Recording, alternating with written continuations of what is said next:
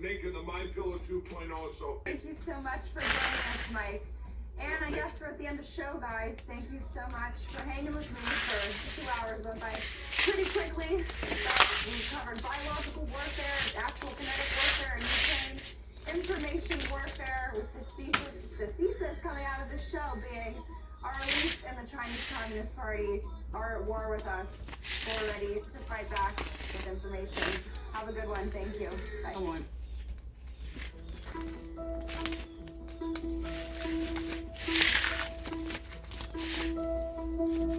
Actions between persons in the United States and foreign adversaries. So not only no more mail-order brides, that means the government has the power to, quote, enforce any mitigation measure to address any risk arising from any covered transaction by any person or with any respect to any property subject to the jurisdiction of the United States that the Secretary determines. Translation: the federal government wants to watch anything you do on the internet. I don't think I support or restrict that. You don't support this because you were named as one of the supporters, because this is garbage.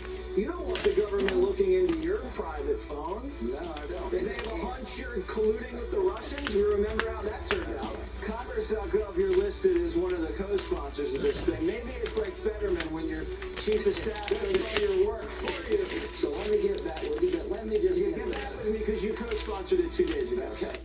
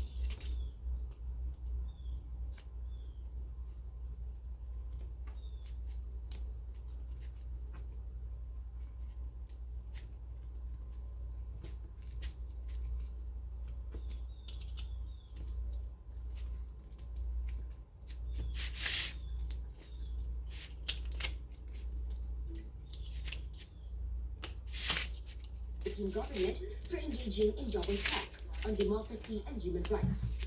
Elaine Pearson, director of the group, says the Philippines cannot say it upholds those values, but at the same time reject the ICC. We are certainly seeing an unwillingness of the Philippine government, despite the masses of evidence that have been produced from human rights organisations, from journalists, about the extent of the killings, from the UN, indeed, which issued its own report documenting these killings. And the Philippine government can, say what it likes at the Summit of Democracy about its willingness to fight impunity.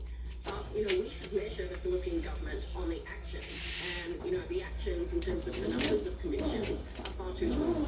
We've only seen 2 successful convictions for the thousands of cases. That is unacceptable, and that is why the International Criminal Court should proceed with this investigation. European Union Special Representative on Human Rights, Eamon Gilmore, said although the Marcos administration is more open in engaging with the international community, the issue of accountability should be addressed. The current administration has shown greater openness to engagement with the international community on human rights issues. That's very positive. I do understand that the numbers of people who have been killed in extrajudicial killings, that number is significantly down, but there are still killings. There are issues, I think, that we have to address. I think the issue of accountability for the killings that have taken place, as I understand it, the state acknowledges that there are about 6,500 such killings in their state. But to date, there have only been 3 convictions. As Drapor performed a theater play in Caloocan City. The play depicted the plight and Sava, ABS-CBN News. Confident the Marcos Jr. administration will shield him from possible arrest by the International Criminal Court. The former National Police Chief turned lawmaker says That's the promise Marcos Jr. gave him during his 2022 presidential campaign.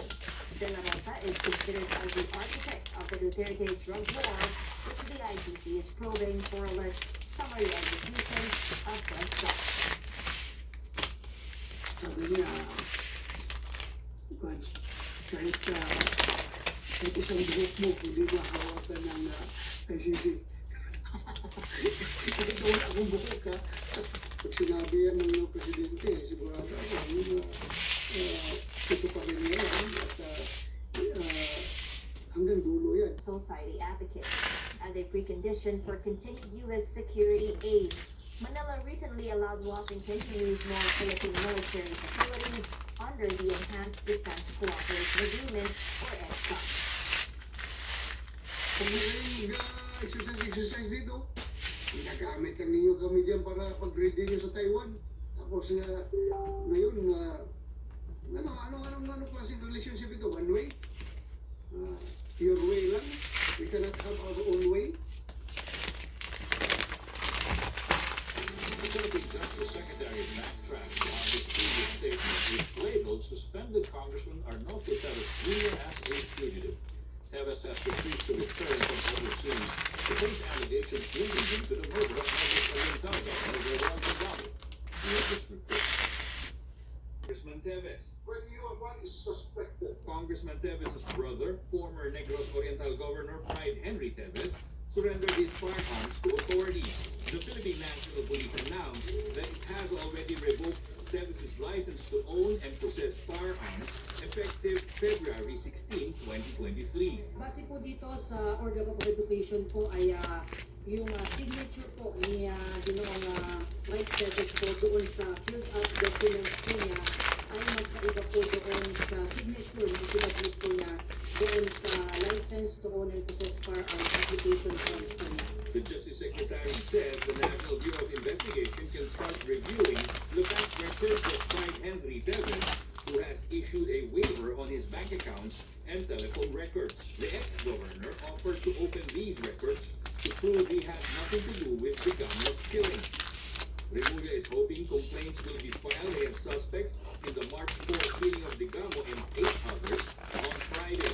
When asked if there are pieces of evidence connecting suspended lawmaker Arnoldo Teves Jr. to the killings, Remulla said they have testimonies detailing Teves' possible links to the Gamo case.